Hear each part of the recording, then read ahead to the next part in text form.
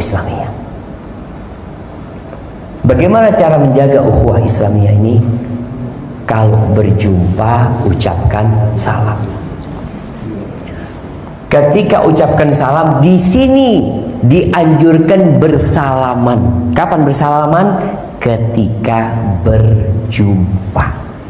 Bahkan kata Nabi SAW, "Ma min muslimaini yaltaqiyani fayatasafahani." Tidaklah dua orang Islam yang berjumpa kemudian saling bersalaman, illa tahatta dhunubuhuma kama tahat awraqus syajar minas syajar. Orang kalau salaman, berjumpa kemudian salaman, maka dosa-dosanya akan berguguran seperti daun-daun pohon itu, jamaah. Sunnahnya kapan? Ketika berjumpa. Selesai sholat, sunnahnya adalah berzikir. Maka antum lihat, imamnya tidak kira salaman sama makmumnya. Antum lihat, habis assalamualaikum, imamnya salaman-salaman sama makmumnya. Enggak, karena sunnahnya memang berzikir. Kapan salaman? Ketika berjumpa atau mau berpisah. Kadangkala antum ini dari tadi berduaan, tidak salaman. Habis sholat baru salaman. Artinya kita meninggalkan sunnah. Seharusnya ketika berjumpa tadi, ketika itu salaman. Ahlan wa sahlan, kaif halak. Tapi kalau memang antum belum salaman sama dia, kadangkala orang sholat jamaah langsung masuk ke soft. Kemudian selesai antum baca doa macam antum mau pergi, antum mau salaman, tafadhol. Karena memang antum baru jumpa dan baru mau berpisah dengan dia. Jadi bukan sunnahnya assalamualaikum salaman, enggak. Sunnahnya selesai salam adalah berzikir. Setelah berzikir tadi antum mau berpisah, fadhol antum mau salaman. Jangan sampai orang lagi berzikir diajak salaman kadang-kala. Itu sunnah Nabi alaihi salatu wasallam. Jadi kapan salamannya? Ketika berjumpa dan ketika berpisah. Kalau berjumpanya memang waktu itu, momennya antum masuk ke masjid, sholat sunnah. Assalamualaikum, assalamualaikum. Di sebelah antum ada orang yang sudah duduk. Di sini antum ucapkan assalamualaikum, tak kabar mas. Selesai sholat, antum nggak perlu ngulangin salaman karena memang sudah salaman kan. Alhamdulillah sudah salaman. Itu sunnah yang diajarkan oleh Nabi alaihi salatu wassalam.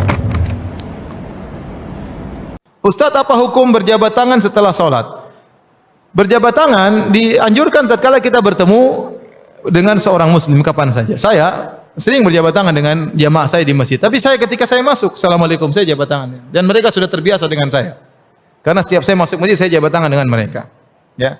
Demikian juga kalau kita setelah sholat, kita tadi belum ketemu dengan orang ini, boleh kita, misalnya kita masbuk, kita ketemu dengan dia, setelah sholat, kita boleh jabat tangan dengan dia karena hukumnya kita baru ketemu. Tapi kalau sebelumnya sudah kita ketemu, sudah jabat tangan, maka setelah sholat tidak disyariatkan jabat tangan. Ya. Kenapa? Karena jabat tangan setelah sholat dianggap oleh sebagian orang sebagai suatu syariat yang menyertai sholat. Bukan suatu perkara duniawi. Ya. Kita setelah sholat kita boleh lihat HP, boleh, nggak ada masalah. Kita setelah sholat kita boleh ke toilet, bisa. Tapi itu bukan perkara agama yang kita yakini. Saya buka HP, apakah saya merasa buka HP dapat pahala? Enggak. Setelah sholat saya pergi ke WC, saya merasa dapat pahala? Tidak. Tetapi yang jadi masalah tatkala seorang setelah sholat, mereka kemudian mengadakan ritual khusus seperti bersolawat dan juga berjabat-jabat tangan, imamnya berdiri semuanya muter. Ini yang jadi masalah. Dianggap sebagai suatu syariat khusus rangkaian setelah sholat. Dan itu tidak pernah dikerjakan oleh Nabi dan para sahabatnya. Mosok ono takok, dalile apa nak bar salat salaman? Hadisnya ono to. Aku mulane kadang setuju gerakan cangkem elek itu. Lo betul, itu yang cerita saya itu Ustaz Jakarta. Dia itu Ustaz Sunni. Keselen ditakoki wong dalilnya apa orang habis sholat salam. Saya itu cangkem elek zaman pondok nganti dadi Ustaz cangkem elek. Wong ditetir cangkem apik ra iso dene. Cuma iso ngaji sithik-sithik iso. Akhirnya datang ke saya, dia cerita, kalau kamu habis sholat boleh nggak ke kamar mandi, misalnya kencing, boleh. Nyalain HP, boleh. Mereka yang menentang salaman tuh kalau habis salam tak nyalain HP, yang butuh kamar mandi. Oh berarti sing ora oleh itu salaman doang mukmin. Jadi akhirnya mereka sadar, mereka itu kan lucu kan, habis sholat nyalain HP, nggak ada hadisnya, nyalain aja. Habis sholat ke kamar mandi, ya nggak ada hadisnya, ya ke kamar mandi. Tapi kenapa untuk salaman kok butuh ada hadis? Memangnya nyalain HP ada hadisnya habis sholat? Terus ngono-ngono itu di tengah-tengah itu rakyat naik, itu cangkem melek. Maksudku ini loh, kue lah tawarai hujah itu menora paham. Kan sing wis karuan bakat kan cangkem. Ya si kue terus no karena ini. Yes dalile mau at-takabbur alal mutakabbir sedekah. Nyombongi wong sombong iku sedekah. Berarti terus ada nyangkem elek wong cangkem elek. Wah ya repot ajarane ngono ya repot. Nah ini tidak ajaran saya, ini cerita fakta, ini tidak ajaran saya. Ajaran saya itu kebaikan, bukan seperti itu. Cuma ini ngomong ilmu saja, kok. Jadi kadang nih Pak Haris, nah ono wong darane rapi telat mergo ora payu, harus diluruskan. Bingung milih, harus. Sampeyan yang ngono naik boyong. Kang, komodo ora tau dadi khotib ta payu pengajian, ijek tirakatkan.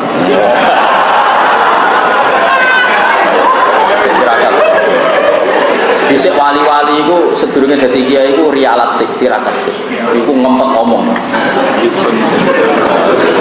Jadi kesane kan padahal asline ora payu. Ya kan orang boleh lah menjaga harga diri itu boleh kan, harga pas-pasan kalau nggak dijaga kan jatuh. Salah. Aku dikonco goblok kira karuan. Itu tiap musyawarah muin, habis musyawarah mesti ngomongin ya aku. Sakjane kalau wae iso Gus, kepen ngergani Gus-gus mawon. Sampai sekarang dia itu jadi kiai. Tiap tanya saya tuh belum pernah ngaku goblok. Kalau tanya hukum kan beberapa kali ada masalah dia tidak bisa jawab. SMS-nya ke saya masih sombong. Gus sakjane kula saged, tapi untuk jaga tawadhu tanya jenengan. Sampai sekarang tuh masih belum ngaku kalau goblok. Amit tenan. Jadi Gus sebetulnya saya bisa, tapi untuk jaga tawadhu saya tetap tanya jenengan. Amit. Ya akhirnya tetap tak jawab. Aku tak jawab, gue jogo alimku, mulane aku tetap jawab. Mergo nek ora iso jawab jenenge bodoh. Mangkel ngomong. Lah ya gue jogo alimku tak jawab. Mergo aku nek ora iso jawab jenenge jogo bodoh. Wah, repot sama mineral repot. Jadi kalau ada orang tanya kamu, dalilnya apa habis sholat salaman? Ya tanya saja. Mereka kan ya biasa habis sholat nyalain HP-nya yang off di on kan. Tanya aja hadisnya. Hadasana sabu al-Bukhari wa al-Bukhari. Misalnya qala Rasulullah, jika kamu mau sholat maka matikan HP. Setelah selesai maka nyalakan HP. Al-Hadis rawahu Bukhari. Wis yo ono wa sahahul Albani. Waduh. Waduh Albani barang ribet kan. Seribet deh. Cara kula sore ora usah ngono lah. Soale anggere gak maksiat wae apik ra bar. Nggih cara kula sore pesanut Kanjeng Nabi sing gampang-gampang mal khuyira Rasulullah bena amro ini ilahtaro aisarahuma malam yakun isman. Ya sudah jelas hati Rasulullah tidak disuruh milih dua hal kecuali milih yang paling gampang malam yakun isman, asal tidak dia turun wis gampang lah. Misalnya kepengen nyate, kepengen ngemi ya ngemi. Ini yang paling afdol terus boleh hadis ini Bukhari. Apa itu ya nyate ngemi. Aneh-aneh. Apa itu Rabi Zainab serius yang gelem aneh-aneh. Kalau mau repot-repot. Mbak-mbak yang mau apa itu untuk Ustaz sampai tak dalam itu yang gelem mau repot. Wah, milah malah kecewa, no? Kecewa. Kalau dikonco, Gus dari Kanjeng Nabi Rabi di Jamaliha, wa Maliha, wa Hasabiyah. Tapi sing ngono iku ora gelem mbek kowe aneh-aneh, Bang. Kira-kira gelem gak yo ning wayu cantik pinter. Gelem gak kira-kira begitu? Aneh-aneh. Kowe Rabi wedok salat madhep ngulon wis.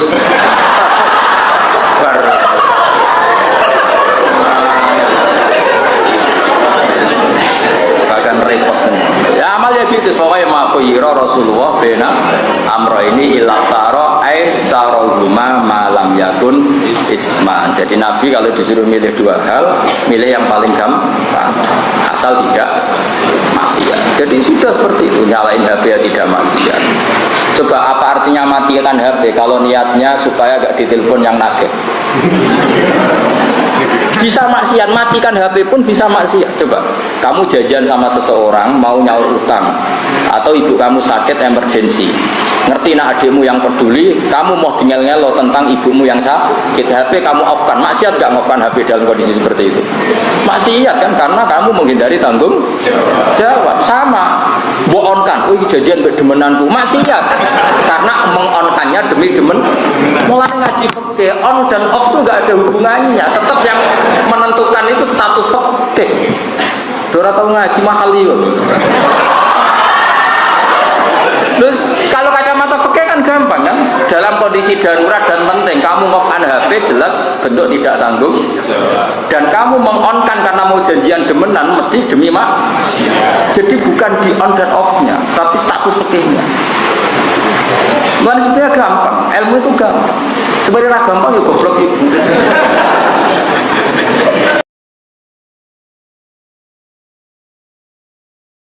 Ngaji sik lagi takok. Senengane gugat. Ya ngaji sik, alim sik lagi takok. Lah nek salim rasa takok ya alhamdulillah. Tapi ini ndak usah alim takok gugat. Mana sunahnya kalau Nabi madhep ngalor? Ya sesuk tak takokno, mana sunahnya cangkem elek? Kan yo ora ono. Angger wong kok mbok lama-lama. Mana sunahnya kalau Nabi pernah di Indonesia? Malah panjang kan apa? Nggak usah gitu ya ngaji. Jadi di sarah-sarah itu diterangkan sana kan Rasulullah Shallallahu Alaihi Wasallam idza takallama salasan ahyanan di suatu tempo. Begitu juga Nabi kadang sholat itu hanya astagfirullah salasan suman sorofa. Beberapa kali Nabi sholat itu hanya baca istighfar 3 kali suman sorofa. Ya sudah segitu aja. Ada yang Allahumma a'inni ala zikrika wa syukrika wa husni ibadati. Ada riwayat yang sabbahawa salasan wa salasin wa hamadawa salasan wa salasin wa kabbarawa salasan. Terus kayak khusuk, semua yang ahyanan ini dikombinasikan jadi satu. Jadi kita yang ahlul ilmi ini eskal. Wong Nabi itu paketnya satu-satu, tapi oleh kiai khusuk itu semuanya dirangkum jadi paket lengkap. Ini ya ada, tasbihnya ya ada, doanya ya. Maka makmum-makmum yang kesibukan ini bingung, ini gimana ini kok paket lengkap, kan lama akhirnya. Lewong sholat yang rukun saja lama nggak boleh, apalagi wiridan. Maksudnya bukan terus nggak boleh ya, enggak. Maksudnya yuk mikir makmum. Makanya diantara ciri khas Indonesia itu walinya sebagian diyakini dari Samarkand, dari Tashkent, Uzbek, sebagian tentu. Itu saya ketika mondok di Mbah Mun, itu Mbah Mun yang mimpin sholat. Itu kalau wiridan ya separuh sudah bubar. Saya pernah di Lirboyo melihat ya separuh sudah bubar. Ternyata yang kelakuan kayak gitu ada di Uzbek. Meskipun imamnya mursyid separuh bubar. Itu tradisi yang bagus, itu harus ditiru. Artinya harus ditiru gini, untuk menjaga konstitusi wong nunggu guru ono separuh. Untuk menjaga konstitusi kalau nggak wajib ada yang bubar. Kalau semuanya nunggu berarti ini mewajibkan sesuatu yang tidak wajib. Itu bahaya kalau dalam konstitusi ilmu. Said Abdullah bin Husain bin Thohir yang ngarang Sulam Taufik itu diantara masalah besar dalam ilmu apa? Ijabu malam yajib, mewajibkan sesuatu yang tidak wajib. Sehingga para ulama itu yang ikuti Sulam Taufik yang dikarang Said Abdullah bin Husain bin Thohir, benar ya, Abdullah bin Husain bin Thohir. Itu kalau muridnya wiridan terus jadi amuk, cung ora wajib kok wiridan terus, kok dikira wajib. Tapi nak tahu ora tahu wiridan jadi amuk, sunat ora tahu mbok lakoni. Nah itu akhirnya di Indonesia itu bagus, pondok-pondok besar di Indonesia kalau kiainya, padahal yang imami kiainya, apalagi ketua keamanan malah ditinggal. Beliau sering muji Ibnu Taimiyah dalam banyak hal, tapi dalam banyak hal juga beliau mengkritik Ibnu Taimiyah ketika menafsirkan la tusaddur rihal illa ila salasati masajid. Kemudian Ibnu Taimiyah tidak mentasrekkan, tidak mensunatkan ziarah kubur Rasulullah SAW. Beliau mengkritik. Dan cara mengkritik adalah ngendikan ulaikal ladzina yuriduna ayyahulu bainahu sallallahu alaihi wasallam wa baina ummatihi fi nakhiyatin. Itu adalah orang-orang yang ingin membuat batas antara Nabi dan umatnya. Saya termasuk terinspirasi makalah Bali ini adalah bagaimana Anda mengkafirkan orang Islam berdasar qala Rasulullah sallallahu alaihi wasallam. Wan nabiyyu asyaddun nasi syafaqatan li ummati. Wan nabiyyu akhrasun nas, orang yang paling serius supaya umatnya ini selamat. Kemudian Anda dengan hadisnya Nabi mentafrik bainahu wa baina ummati berdasar dawuh Kanjeng Nabi. Itu cek mentalani. Makanya saya itu enggak pernah keras di bab ini. Misalnya nyuruh saya ada santri sarang yang nakal, itu saya tidak berani komentar karena saya tahu Mbah Mun itu sangat mencintai santrinya meskipun yang nakal. Saya melihat sendiri, bukan jari ada santri yang cara pelaturan pondok itu diboyong karena nakal. Itu Mbah Mun ngendikan begini, ya cung yo ke diboyong itu cara aturan pondok. Nah aturannya pangeran ngger kowe tobat dadi wong apik ya dadi wong saleh. Ya kowe kudu tetep sering rene, kowe tetep santri donya akhirat. Soal pondok ya ben ana aturan, ben menjen kowe nakal nemen ya diboyong, tapi kowe tetep wong apik. Jadi karena kita tidak mungkin mentafrik bainahu wa baina talamidhi. Kita tidak mungkin mentafrik baina nabi wa baina ummati karena nabi adalah apa? Asyaddun nasi syafaqatan li ummati. Sampai saking sayangnya nabi itu ngendikan syafaati li ahlil kabair min ummati. Lho koyo apa baiknya nabi? Ora melok nakal, ora melok maksiat, tapi melok nanggung swargane. Iku waktu gali sampean wis kowe utang gak apa-apa, bangkrut gak apa-apa, sing nyaur bapak. Gua sampean ngono top tenan. Anake yo ngawur tenan maksudnya itu, tapi top tenan. Lah nabi ku umate sing dosa iku umate, nabi sing nyuwun sewu, cara Jawane sing kangelan nyafaati.